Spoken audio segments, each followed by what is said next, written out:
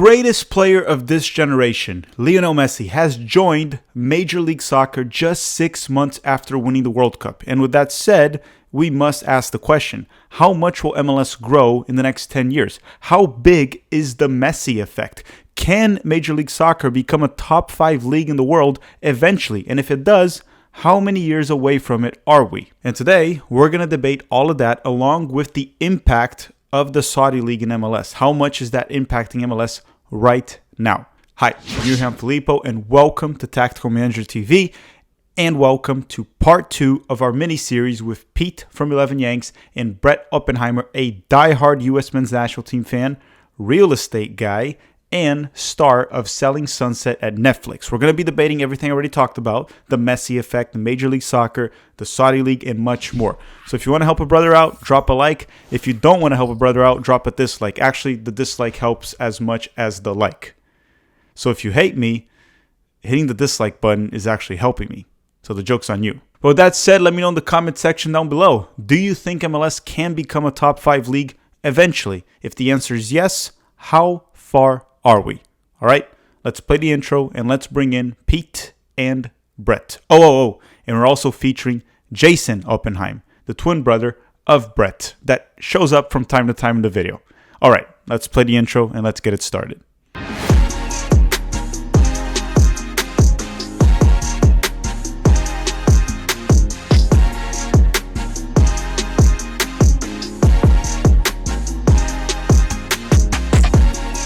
All right, everyone, we're back here for part 2 of this series here with Pete from 11 Yanks and Brett Oppenheim. And Brett, do I say Brett Oppenheim real estate? Do I say Brett Oppenheim Selling Sunset? Yeah, selling soccer. Selling soccer. Give me a pitch. If anybody wants to buy a house, just hit me up. Just reach out to him. Reach out to him. Especially in LA, right? LA is your best one, your best market? Yeah. LA.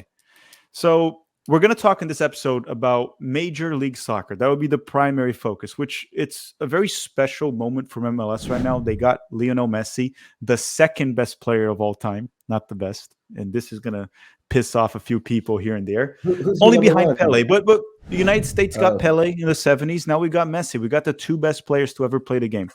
We got Messi. That's like comparing Kobe Bryant and like Jerry West. I mean, how do you, that's not even I don't know. but it's obviously Kobe Bryant, right? It's still Messi. No. My point is like the generational difference is like I don't even know how to make that. I never saw Pele play. How do I know? Yeah, no, I get that. We're joking. Mainly, what I talk about, we even talk about this with Pete. The GOAT debate is kind of silly because there's so many differences between the generation. It's more like which player was the best of their generation. Messi was clearly the best one of his generation. Pele was clearly the best one of his. We could say probably Diego Maradona was the best in the 80s, 70s. There you got some Johan Cruyff, maybe Franz Beckenbauer, and many others. But regardless, Messi's here, the best player of this generation, the best player ever since MLS was founded is playing for MLS. I think that's one way to put it. I'll give a better analogy. It'd be like comparing Jesse Owens and Usain Bolt. I'm happier with that analogy. That works. Yeah. And now he's here. And then we're going to also talk about the impact of the Saudi League because that came out of nowhere. We didn't expect to affect MLS, but it might affect MLS. It might not. First things first, Brett, you sent me a video. You sent me a text with a video of you watching with some of your friends. I think it was even Jonathan Bond, right? One of them, the LA guys. You and your brother, you guys are all watching Messi. My brother, it wasn't me, but I don't blame you for not figuring that out. Oh, because you sent me, so I thought it was you. So it was your brother.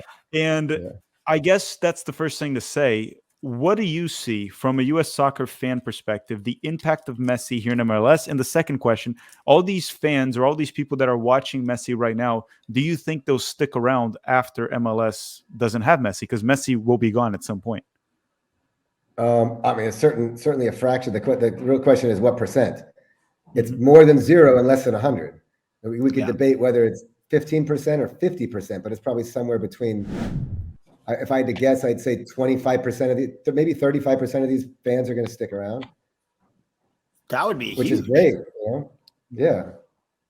I think 35 is a lot. I think it depends what MLS does with this moment. Because you're in this. That's exactly right. Right? You have this moment in time. Messi's here. Not only America's watching, the world is watching. But the casual American sports fan is now paying attention. They're like, oh my God, the best player's here? Cool.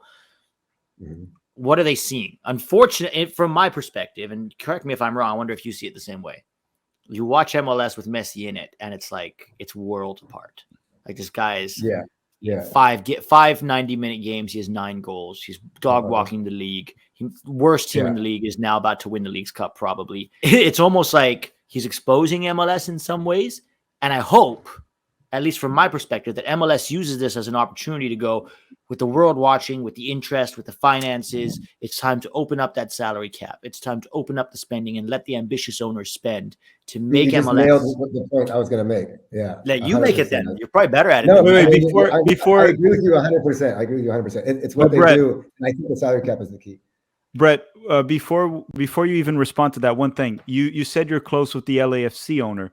Do you know, or have you been with other MLS owners? Do you think there is something among ownership that they want to spend more? They want this league to blow up. Let me just clarify. He owns there's like 7 or 8 owners. He's tied for the biggest owner. I don't think he makes all the sporting decisions.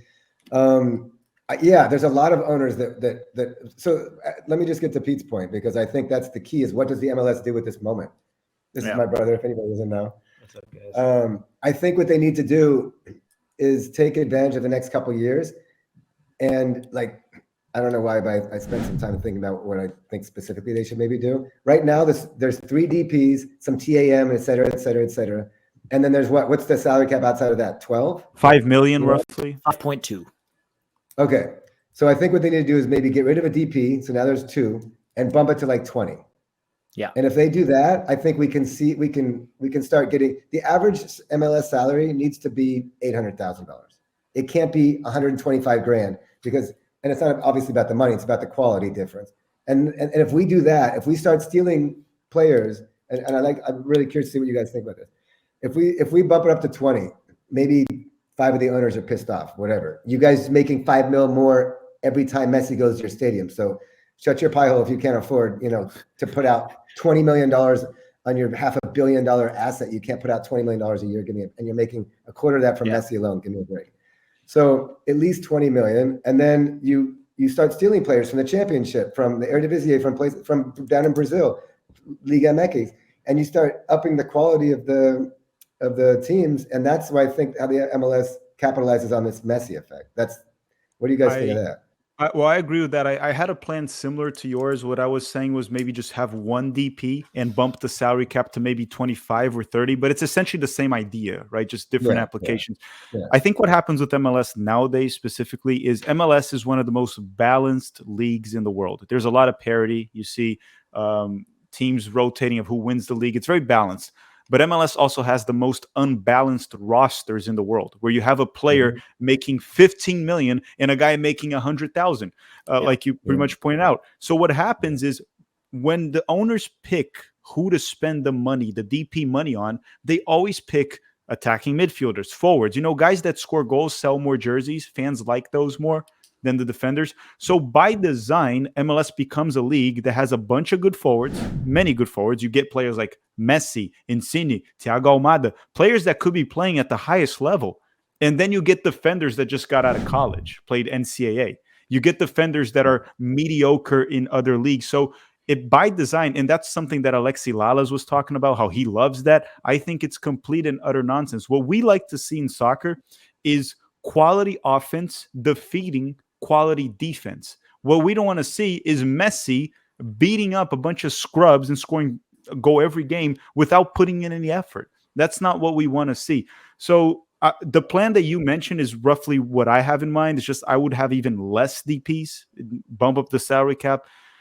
And I'll let Pete talk to this too, because the question I want to go after this, after Pete makes his point about MLS, is after the Messi era is done and the Apple deal comes to a time to renew it, which is 9 years from now, or 9 to 10 years from now, do you think MLS could be a top 5 league in the world?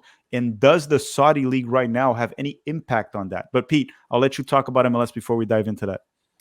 Well, just what we're talking about spending, if you look at the top end teams in MLS in terms of actual numbers, so your Torontos, your LAFCs, your Atlantas, your Seattles, they're already spending in that 14 to 18 million range, which if you compare to, say, European salaries, the Eredivisie is in that 18 to 21 range right now on average.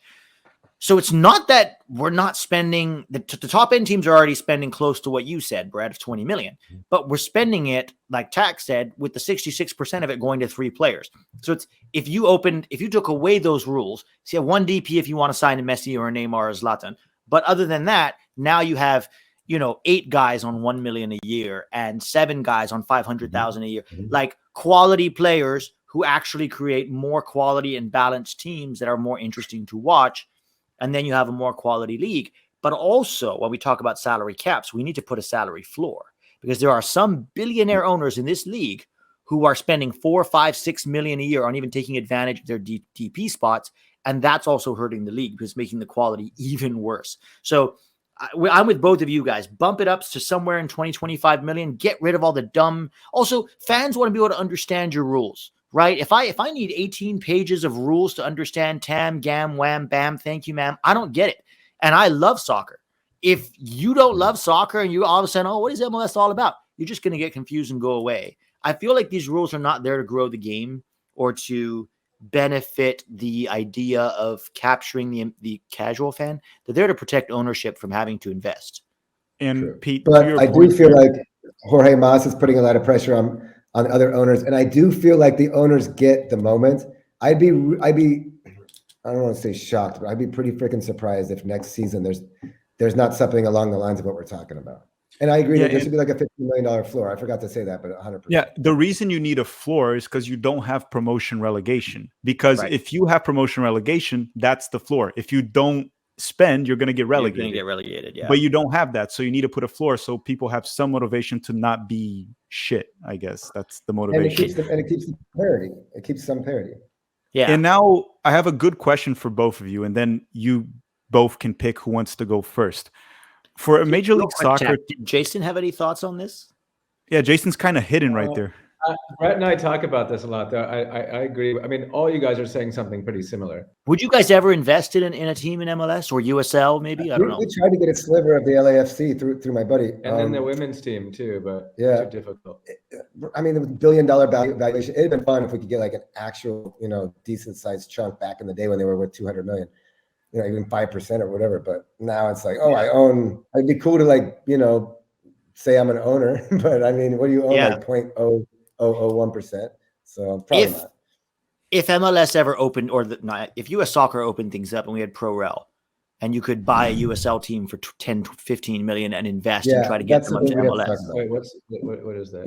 Like the Wrexham guys. I mean, we would like a lower division. Yeah. Yeah. Oh, that'd be fun. And then and then you can get advanced or get relegated. Yeah, promoted or relegated. Yeah, 100%. We would be conspiring if there was like something like Wrexham valuation in America. Oh yeah, I think that would be a shit show. Everybody would be going after that stuff. There's so many people that would think that would be a blast, and maybe use some of their celebrity like those other guys did. I mean, it's like free money. Why don't we have a $3 million team and you get $30 million of sponsorships because you have fame? It's a joke. It's like printing money. So there would be more investment in grassroots soccer all across the U.S. if we had promotion relegation, right? That's what I'm hearing you say. I would think. Look, it's not going to happen because the owner. You're not going to buy a $500 million franchise in the MLS and then risk going down to a $30 million franchise. It's not going to happen.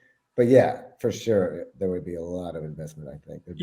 I can agree. I think what's going to happen eventually is MLS will expand to so many teams, and they'll do MLS 1, MLS 2, and it'll be relegation promotion within MLS. So it doesn't really affect your investment too much if you get relegated, but it loses some value. But guys, what I want to ask you is, real quick, I would be surprised, and I'll ask my guy, if there isn't a clause in the contract saying I'm paying $500 million, but my team will never be relegated out of the top league in the United States. I'd be curious if there's a clause in those contracts. There probably is, because it's a lot of money right there. There's probably a lot of protections. I'd be surprised if we ever have Pro-Rel in any way, because I'd be surprised if there wasn't a clause in that contract. The only way it could happen is either within MLS, which you just have MLS 1, MLS 2. I can see that being accepted among the owners. The other one is, unfortunately, if MLS collapses, it folds, and then you just have to do a completely different structure. But that one I just don't really see happening. We're past MLS is that. too stable. This is We're way past 2003. that I think stage. we're past that. You know? Yeah, we're way Teams- past It's that. too stable. It's too. The worst case scenario for MLS is it stagnates. I think that's the worst case scenario. Yeah. But speaking of that, let's go to my main question here. For a league to become top 5, it needs more than just money spending. It needs infrastructure, good development system. You need to be developing actually world-class players. If you want to be a top 5 league, you need to be developing that competitiveness, a little bit of fan culture too, a lot of things. What else? Stakes, like all of that increases the competitive intensity. MLS to become a top 5 league, it's lacking in a lot of those things. There's not that much at stake most of the time. There's no promotion relegation, but you can still become a top league without that. The development has improved, but it's still not quite there. We can't develop a world-class player in MLS. Besides Alphonso Davies, I can't think of one. So my question to both of you, and who wants to go first, Pete or Brett, on the question? Go with Brett. Well, Okay, so all the time. Brett, the question is, the Apple deal is done in 2033, I think, or 9 or 10 years from now. When this Apple deal is done, they're going to renew it. Draw. So I think we're 10 years away with good decisions. Mm-hmm. My only concern with that is when they say, I want to come to LA, Miami, New York, they're not talking about in their prime, right? They're talking about, I'd love to retire there. You know what I mean? Like, not retire, but you know what I mean? I'd love that to be my last stop on the way out, like Messi is doing, right? It's a nice place. There's no pressure. No one's going to attack me in the supermarket because I miss a penalty like you get in Europe. So MLS hasn't had difficulty getting those guys, right? Steven Gerrard, Frank Lampard, David Beckham, Kaká. We've been able to regularly draw guys at the end of their careers, including now Messi. I don't know if that changes us into a top 5 league. That's the problem. That doesn't really help us unless those guys come and they're surrounded by great players. Because right now it's Messi and Busquets versus the rest of the league. Fair. Well, now Alba. Do you want to hear my thought on it? Well, let me just add a counterpoint, Pete, real quick, because I totally agree. That's not how you get to a top 5 league, 100%. But I guess it's just a point that I was making is that we already have like the draw. Everybody wants to play here. So when there is more, when we have all the things that Felipe was talking about, better salaries, better infrastructure. I think we have pretty good infrastructure. But when we have all those things, we have the draw. Unlike a lot of these players want to play in the United States. You're right. Now they don't want to play until they're 32. But if we can get that number down to 29 in 8 years to 10 years, then we're good. Yeah. Well, the other thing too, because we had this experience with a friend of ours that is in the Turkish league that wanted to play here, but the salary cap was too low, and he couldn't find a team that had a DP spot. Yeah. So he's a perfect example of someone 34 years old, still a great player, and would be playing in the MLS solely if we had a higher salary cap. Was that Ener Valencia? He went to Internacional. He was on Galatasaray or some shit. Well, I was purposely not saying his name. Okay, we won't say his name. It was Someone will figure out based on the comments. But listen, to me, when I look into top 5 league, I think the first thing MLS is lacking is in the academies. That's the first thing. That's the first thing they need to fix before they spend anything. I don't think we're doing a good enough job for the country we have, the size of the country, the infrastructure, and the athletes we have in this country. I don't think we're doing a good job in development. Because when you look at the top leagues in the world, some of them have less money than MLS, besides the salary cap. But they all have one thing in common. They are countries capable of developing world-class players consistently. So it's not one and off, like we get Alphonso Davies. What are the top leagues in the world? England, right? The Premier League. They can develop world-class players. The Serie A, they can develop world-class players. La Liga, they can develop world-class players. Bundesliga, they can. Liga, they can. We see the French national team. Yeah, okay. France. Yeah, fair. They develop. Okay, so they don't. let me ask you They something, develop Felipe. and sell. Yeah, but look, Portugal. that's still That's another developing. one. Portugal can develop world-class players. Netherlands, they can develop world-class players. Argentina, they can develop. Brazil. And when you go to like Brazil, Argentina, the Dutch, MLS, if they loosen up, they'll have more money, but that won't change. The reason I say that is when you have a development system and the academy system so strong that you're developing players at that level, these scrub players, these veterans that are scrub players, they get pushed out by these young players coming up, which builds more pressure. They also don't count. The homegrowns wouldn't count for salary cap. So until MLS doesn't get that, until we see MLS consistently, and I want to make one thing clear. When I'm saying consistently, it's not to develop a world-class player every single season, but every other season for a league with 30 teams, a lot of money, it's reasonable. Get every 2 seasons, get like either an elite or a world-class player. MLS hasn't done that. You look at the players we sent to Europe that are actually developed in MLS. Alphonso Davies is the only one. Christian Pulisic was not developed in MLS. I also don't think he's world-class. That's a fair point. That's a fair point. Look at the progress in the last 10 years and tell me, if we kept that progress, how many more years until we hit Liga level? But I'll tell you one thing. As someone that worked here, I worked with Orlando City in their first soccer school. I talked with like Brazilian national team players that were helping develop everything here. The MLS did the first step. The first step is to start producing quality players, and they're producing quality players. The step to going from quality, which we have volume, to world-class elite development, that is where the problem lies. That is where the problem lies, because that goes a bit beyond development too. It also goes a little bit within culture, which in the United States, like for example, Brazil, you watch the Brazilian players are like, wow, they're so fun to watch. That flair. It's like, that's not developed in an academy. That's the culture of the country. The US doesn't have that. So MLS has to figure out, since we don't have that in the country, how do we get that into the player through our academy? And I've said this so many times. Pete is probably actually tired of hearing this. He probably knows what I'm going to say. You put free futsal academies from ages 8 to 12. You develop players with technical ability. You transition them to the field when they're 12. You're going to just, in general, improve that. There were some MLS academies that up to like 2016, MLS franchise or teams that didn't even have an academy. Minnesota, when did they get one? It wasn't that long ago. And the territorial rights. MLS has territorial rights. You know what that is, Brett? Yeah. It's harmful. So like the problem is, if you end territorial rights, all of a sudden the best academies are going to get the best players, because if you're not good, they're going to take that kid from your region. He's going to go to theirs. So until MLS doesn't fix that, I just don't think there'll ever be a top 5 league. Okay, let me push back for a second though. Let me push back on you just for a second. Mm-hmm. And honestly, I'm not disagreeing with you. It's hard to disagree with you, but let me just push back for a second. Look at the progress in the last 10 years from who we put out in Europe in the last 3 years versus, basically nothing 10 years ago. So just look at the progress will be the first point. And the second counterpoint would be, look at the natural athletic ability that we have in the United States of America. And this isn't me saying USA. It's just name a sport we don't dominate in. So, okay, there's some, but you get the point. The natural athletic ability in the youth of the United States is superior, I would argue, to probably any other country.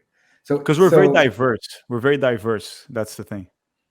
So looking at the natural athletic ability and the progress, I think that even though I totally agree with you, I think that we're talking 10, maybe you're pushing me with this argument to like 13 years until we top Liga, but not 25. But Pete, I mean, where's your over under on being 5th? So just in this whole topic, Tack and I have this discussion all the time. We talk about development in the United States, and I tend to fall more on yours, Brett, because on your side of like, I remember we were Kellen Rowe. I remember after the 2014 World Cup, okay, it was like, who's the next guys that are going to get into the U.S. men's national team? And there was this 22-year-old Kellen Rowe in New England Revolution who finished 4 years at college, and he was a top scorer this way. That's what we were dealing with. Like, those were our prospects that MLS was developing. And it was scarce, right? Now it is completely different. We're developing much better players much earlier. They're going to Europe. We're willing to sell that we weren't willing to sell 4 or 5 years ago, right? That has changed. We're selling them on. So, yeah, if you project over the next 10 years in terms of player development, we can go from where we are now, which is developing some good players, maybe the occasional elite player like Christian Pulisic, but not a world-class player. Which wasn't developed in MLS. He's an anomaly. Okay, but when you say MLS, I'm talking about the American soccer system. Pulisic's an anomaly. I don't think but Weston McKennie is not. Adams is not. Sargent is not. But Like, they're not Pulisic. That's the thing. okay, right? yeah, Pulisic's an anomaly. No, that's fair. But They argue but like all that. of those guys, Weston McKennie, Tyler Adams, they were developed in MLS. Chris Mm-hmm. Richards, or the American soccer system, Ricardo Pepi. Yeah. They're not world-class players, but they're much better than what we were producing even 5 to 7 years ago, in my opinion. Our prospects were going to college 10 years ago, Filippo. College. No, but the thing is, I agree with everything. We sent to Europe in the last 2 years. I agree with what you guys are saying of like projection. The problem is no matter how much you improve, eventually you can hit a wall, like how much you're going. And my question is, we haven't seen us produce a world-class player. Have they figured out? Because that's the next step. We can produce Brendan Aronson. The next step? What's wrong with putting out 20 Paxton Aronsons every year and seeing what happens? It's not enough. As opposed to like, why? Also, why do you have to produce them if you can pay them?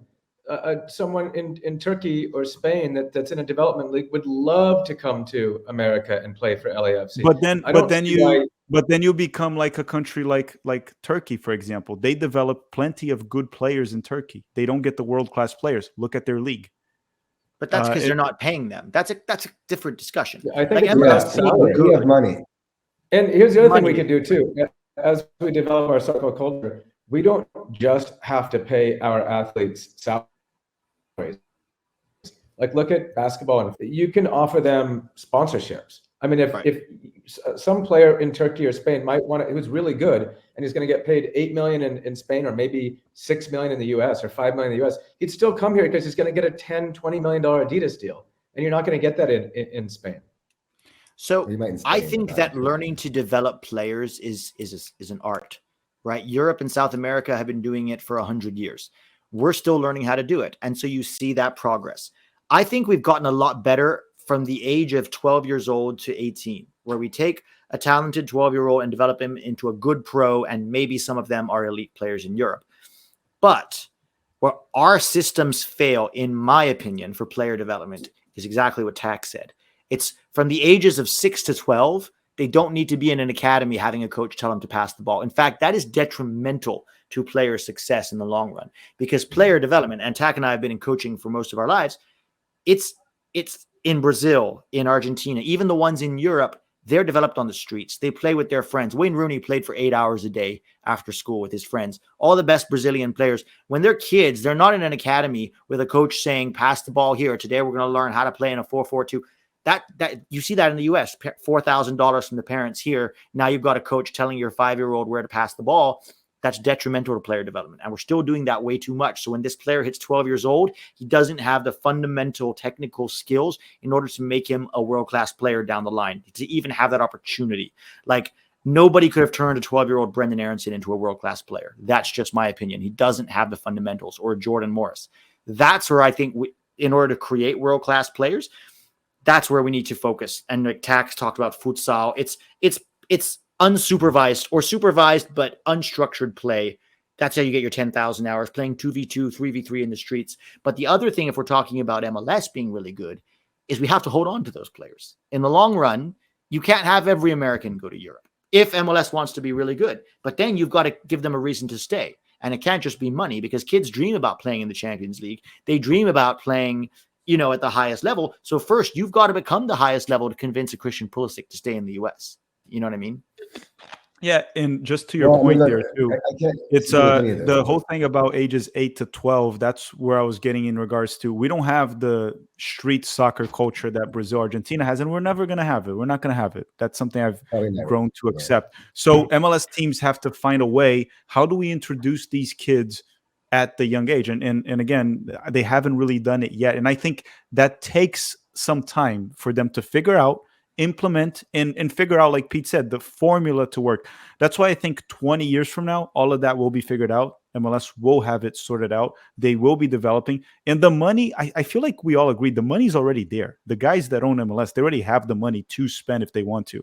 Yeah. So it's mainly that. And that's something that you can't just turn on and it just works tomorrow. I think it'll take a bit longer. And to your point, Brett, that you were saying, yeah, the improvement from 10 years ago has been exponential. We used to Brendan Aronson would have been like, if you go many, many years ago, it would have been like a locked in starter for the team, a superstar for the U.S. men's national. Now there's some debate is, will he be in the 2026 roster? That was crazy years ago. Like, Yeah. of course he would. Now it's debatable. So it's been improving, but I still think there's certain things that just simply take time. So I'm going to stay to 20. But Pete, Brett said he thinks that it can happen in 10 years. I said 20. You didn't say your time. Yeah, it depends. I'm with Brett. It depends what MLS does. Like MLS keeps talking a big game, right? John Garber, League of Choice. We want to be all these things. Show me, because all your rules and all of your everything that you do on the field does not show me that you have ambition. It shows me that you're very, very marginal improvements year on year that don't even keep up with inflation. You know, like they raise the salary cap. Let's assume best case, not best case, but let's assume they make, so I can get a number from you and we can talk in 12 years. Let's assume they make good decisions. Let's assume they capitalize on Messi. They double the, you know, they do something like we talked about. 10 years? Yes. You think 10? I think they can. But let's make this the barometer. Let's say the Ligue 1 plays the MLS in a 500 game tournament, and PSG, all the players on PSG are sick, and then we play, and then Liga and MLS play 500 games. Do we win more or less than 250? I would say we're going to win more than 250 of those games in 10 years. Yeah. Again, if it's up to MLS. This is what's so frustrating. MLS keeps talking about what they want to be, and we keep hoping what MLS can be, but they keep showing us that they're not that. He wants to get a time from you. Some years. He wants to get a time from you. Oh, he said 10. Yeah, I said 10. If MLS does the right thing, yes, I agree with Brett. Okay. Yeah, but it can't be incremental change. It needs to be blow it out of the water change. That's what I need to see. Yeah, I remember when I had Herc here. I had Herc here at the channel once, and he talked about like how back in, I think, the 90s or something, he talked about some plan that the US had to win the World Cup by 2010. And he kept saying how it always, like, they aim for that and they don't really get that close, but it always improves. That's what I think it should be. I think I'll say this. This is what I'll agree with you guys. MLS should aim to be a top 5 league within the next 10 years. If they fall short, that's fine, but they should aim for that. What do you think, Jason? I'm an optimist, so I'm going to say yes in the next 10 years, only because I think that we're going to raise salary caps and people are going to be more encouraged to play in America instead of going overseas. So I think, yeah, and I think 8 to 10 years is a reasonable time frame. Okay. Another question to you guys. Another question now. Saudi League. Let's talk about the Saudi League here, because what they're doing is nuts right now, the spending. You can start first, Brett. Do you think what's happening to the Saudi League will affect MLS in the long term? The short term, it definitely has. I think it already did with Neymar. Yeah. So do you think in the long term it will affect MLS? No, because I think the Saudi League is unsustainable. I don't think it'll be around in this form in 8 years. Unless if the government just continues to pump billions artificially into a league that lacks all possible fundamentals, which maybe they would do, but it's still, I just don't see it. I don't see it. So I think it's a short-term issue for soccer. And this is no disrespect to like Saudi Arabia. I just think that what they're doing isn't natural. And they don't have a development league, and they don't have the infrastructure. I mean, if you look at Ronaldo's games on YouTube, I mean, it's that infrastructure is not there. It's just not a top tier, you know. It's like a gold plated, you know, freaking hamburger. It's like there's nothing going on except billions artificially. Like you could say, oh, but you guys bring Messi in, and that's artificial.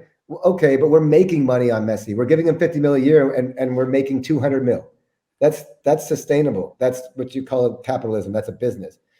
Running a league that I don't know what their television that makes $200 million a year, and then having your government pump in $4 billion worth of salaries and eating $3.6 billion a year, whatever it is, that's not sustainable. It's artificial. It's not healthy for soccer. It's not healthy for that league. They're doing all the wrong things. They're spending $300 million on Neymar instead of building stadiums or creating youth leagues. Well, and the other problem is, in order to get players to Saudi Arabia, they have to pay at least maybe 3 times now, but at least double what they have to pay for other leagues. So you can't compete. I think you're right about 3, though. I think it's 3 times. Yeah, I think you're right about that. Yes, you can't. That's not sustainable. It's the definition of financially times. unsustainable, and you can't just pour. It's actually more than 3 because it's tax free. So it's probably more like 5 when you factor taxes. Mm-hmm. Well, a lot of people also say that like this is like what China did. And some people make the argument that the Saudi Arabia, because of oil money and they have such deep pockets that it's nothing like China, that they can bankroll this for the next 40 years. And that might be true. I'm not super well versed on like Saudi finances, but there might be an element of truth to that. The problem is boredom, right? At what point does the Saudi government or the various sheiks that fund all of this go, you know, I mean, it's nice to see 39-year-old Ronaldo here and Neymar. That's cool. But how come none of the Saudi players are any good? And that's what happened in China. Eventually, China figured out if they wanted to get to a World Cup, they had to stop spending all of their money on overpriced Brazilians. No offense, Tack, but they overpaid some of these guys. They were overpaid. Right? Can we just call them Brazilians? They're called Brazilians. It's called Brazilians. Wait, it wasn't just Brazilians. There was more. No, there was a lot of people. They had Marcelo Lippi coaching, like Evergrande, Guangzhou. Like they overpaid. And then they realized that in the long run, this was not good for their soccer culture. So they put a limit, only 3 foreigners allowed. So a lot of guys lost their contracts. And then they said, we need to invest all of that money in Chinese player development so that we can have a Chinese Ronaldo, a Chinese Neymar. That's going to take 50 years because they're so ridiculously far behind. But I think eventually Saudi Arabia is going to get bored of this and they're going to try to do that. Yeah. So you don't think it'll be around in 8 years in this form? Not in this form, no. I think so. My perspective is one. I looked into it quite a bit. It is different from China. I agree with Brett that I don't think it'll surpass 8 years. I think by 2030, it'll start to either just completely die off or cool off at least. It's definitely not sustainable from a business perspective. It's sustainable until the point where the government keeps pouring in money. They can stop next year and then it's done. They can stop 8 years. And like Pete said, I don't know how much money they have to spend on this, for how long they plan on spending it. I know it has to do with the World Cup they want to get in 2030 or 2034. Yeah. But my only fear of this whole thing that I said that it's not like China, one, they're definitely pouring in more money than China did. That's the first thing. Just this window, it was crazy, unexpected. They got some names, like you said, Neymar right now. That one was totally unexpected. We go back 8 months ago and I tell you, hey, Neymar is going to be in Saudi Arabia next year. You're like, you're crazy. That doesn't make sense. And they got him for crazy money. My only fear is nowadays, I work coaching kids and kids follow players more than clubs nowadays, which is weird to me. I grew up following my team that you're seeing here, Palmeiras. And teams. And obviously we always follow players, but mostly teams. I've never heard of Al Nassr in my life. I've never heard of Al Hilal in my life. I'm serious. Even watching the Club World Cup, I've never heard of them. China, the ones they signed, I still don't know any teams from China. I didn't really pay attention. Now, when I go coach kids here, I've seen kids with the Al Nassr jersey. I was in LA 2 weeks ago, Pete, 3 weeks. I was in LA with Pete. We were walking near, where were we? Hollywood? Yeah, near Hollywood. There was a dude with an Al Nassr jersey. I was just like, I don't see that with China. So it is different from China to a certain extent because there is a generation of people that follow players, so they're watching. And then I was saying this even on Twitter. If the Saudi League can do this for maybe 10 years, then maybe they can get people to actually watch the league. The problem is, I think it's what you were saying, Brett. They're not going to do it for 10 years. And even if they do, there's still a risk of not working. And the infrastructure is not there. And there's no youth development. Okay, there's some youth development, but it's worse than what we have. And I was criticizing the one here. The one in Saudi Arabia is far worse than MLS. Not even close. So I don't think it's sustainable. But the one thing that I do think is it does hurt a little bit MLS right now in the short term. Because, like we mentioned, Neymar would have been another massive bump for MLS. Everyone would have wanted to watch him. I can even argue that Neymar in the past 10 years, he's been one of the most fun players to watch, Neymar. And so I think in the short run, it does affect MLS a little bit. But if you're looking 20 years from now, I think this is just a little hiccup. I don't know if it'll affect much. Do you guys also ever wonder what happens when Ronaldo is there for a year? and he's tired of going home and drinking water, and he can't go out, and there's nothing fun to do. I'm not saying, okay, I've never been to Saudi Arabia. I'm sure there's fun things to do in Riyadh. But in terms of lifestyle, compared to what you're used to in Europe or the United States, it is a bit of a downgrade. And maybe the money's very tempting at first, but maybe by the second year of your contract, you're like, I don't know, quality of life is not the same. And I miss that. Like, could that be a deterrent for players down the line? Well, it's going to be, because people are going to call Ronaldo or Neymar and say, how was your experience? And people are going to call Messi. Right. And I think we all know what those answers are going to be. Yeah. Which is why you have to pay them 3 times, which is why it's unsustainable. Right. Brett, Jason, have you guys been to Saudi Arabia or any place in the Middle East? We've been to the Middle East a couple of times. I mean, Dubai, where else did we go? Israel, Dubai, Turkey. Never Saudi Arabia. UAE. But I don't think it's a controversial statement. And this is, I mean, I really hope that Saudi Arabians don't take offense to the fact that we are implying that the average person from the average country in the world, wherever that, random, choose whatever country you want, would prefer to live in New York or LA or Miami than Riyadh. I don't think that's overtly controversial. It might be to some, but you know what? It shouldn't be, because the money speaks for itself. Why are you paying 3 times, what we have to pay, or what most other leagues have to pay to get your players? I mean, that it speaks for itself. Yeah. I mean, just think about it this way. If Neymar, Ronaldo, if MLS and the Saudi League offered the same exact conditions, it's pretty easy to say what they would have picked. Yeah. Mm-hmm. I don't, Well, and like you said, Messi said no to $1 billion. $1.5 billion or something. I mean, it's tax-free to settle on probably, arguably like a fifth of that. Yeah. So guys, it's a problem, for sure. Last but not least, to wrap For things sure. up here in this episode, that's been very fun talking about teams, also clubs instead of the national team.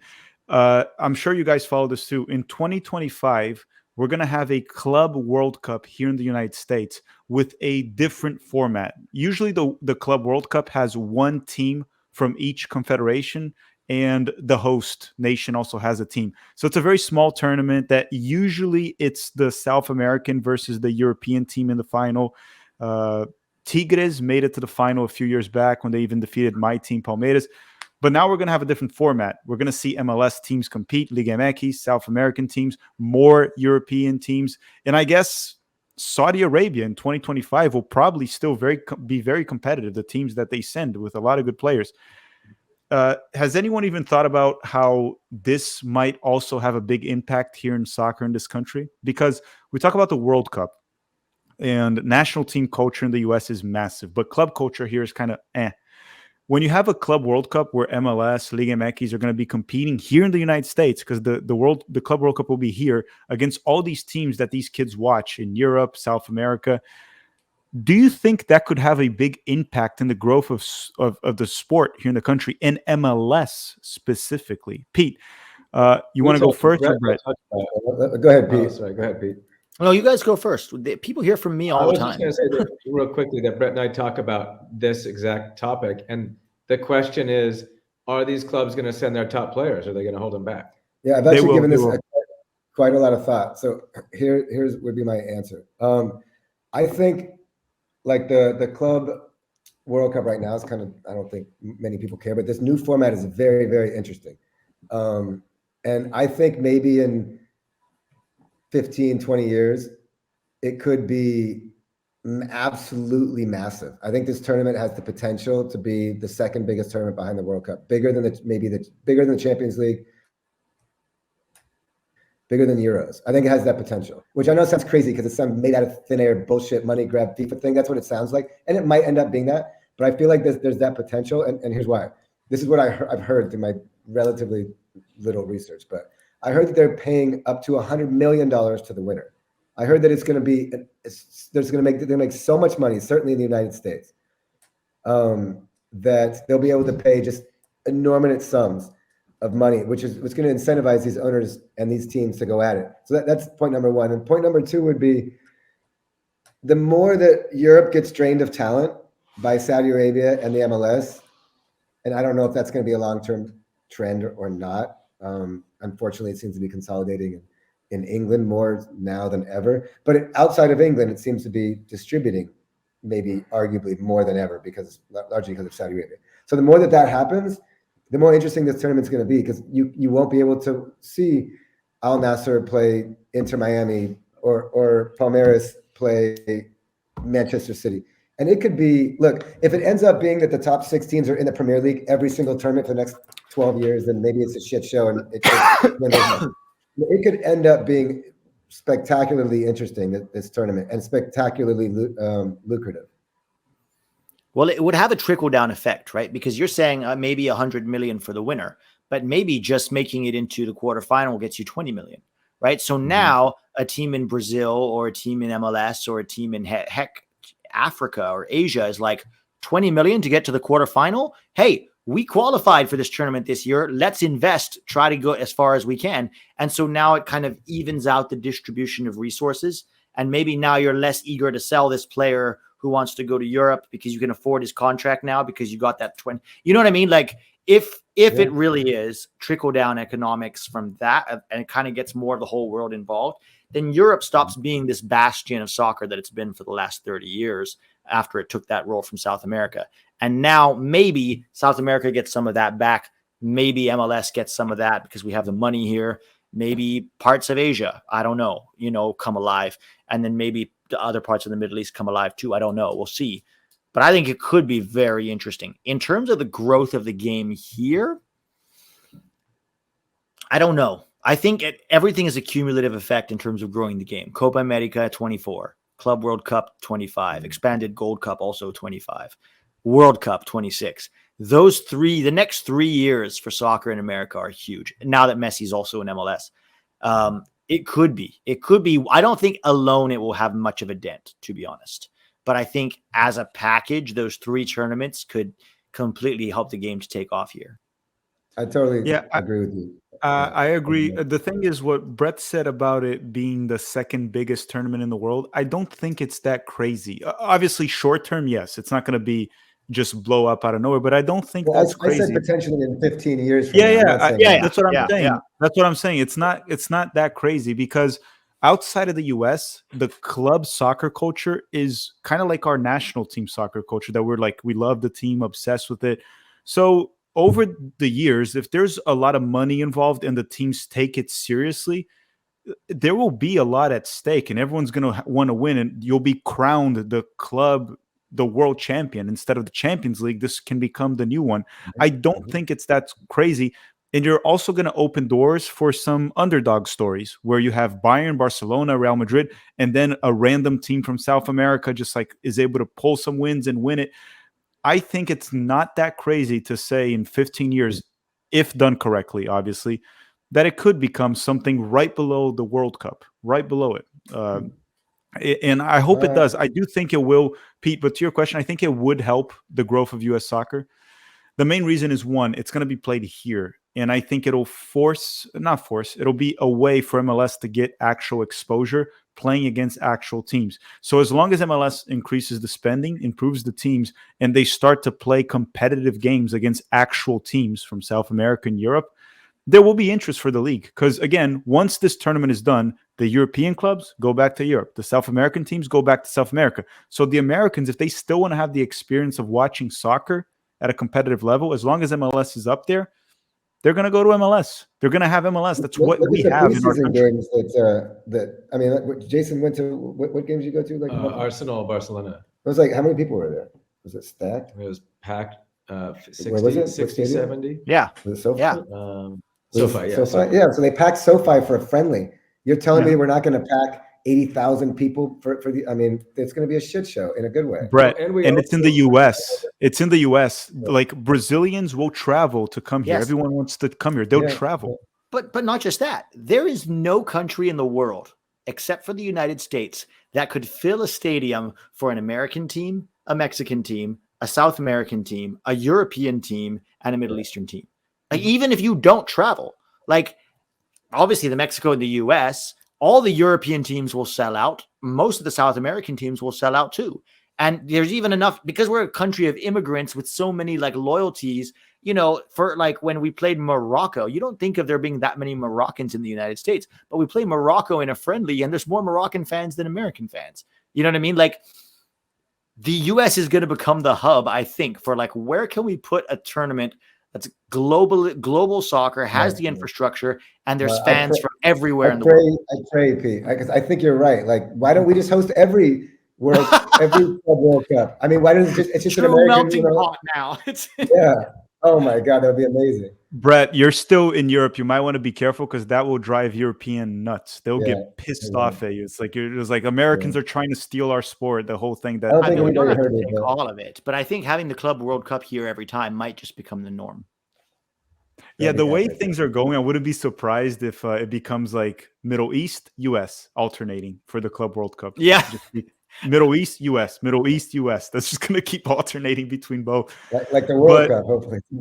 In the World Cup will be here in 2026. But guys, for this episode, I think we've covered everything we wanted. Hopefully we have all of us back for future ones, different topics, whenever we have to talk. This was lots of fun. And when we count both episodes, we've been talking for almost an hour and a half, and it went like this. Yeah, it does. It does. You guys know your stuff. I talk to Brett for I have to hear him 4 hours a day talk about soccer. So you guys only have to deal with an hour. But this is what I miss, because it's so hard to have these conversations in depth about the game with the average American. I mean, obviously we're lucky we have a group of fans that we can do this with, but to just meet somebody and talk for 4 hours about soccer feels so good. And it's not often you get that with the average American. We stayed up. We were in Frankfurt last night, and we stayed up till 4 a.m. to watch the Messi game. I mean, I think it started at 1:30. The Messi game, the Inter Miami game. So it's the Messi game. I mean, it's the Messi show. It's Messi league soccer at this point. It's been. But everyone, drop a comment in the comment section down below. Let us know who you agree with. When will MLS become a top 5 league? Will MLS ever become a top 5 league? You can also say never. I don't think it's never, but some people do think that way. Drop a like before you go. Thank you very much, Pete. Thank you very much, Brett. Thank you very much, Jason. Have a great day. See you guys.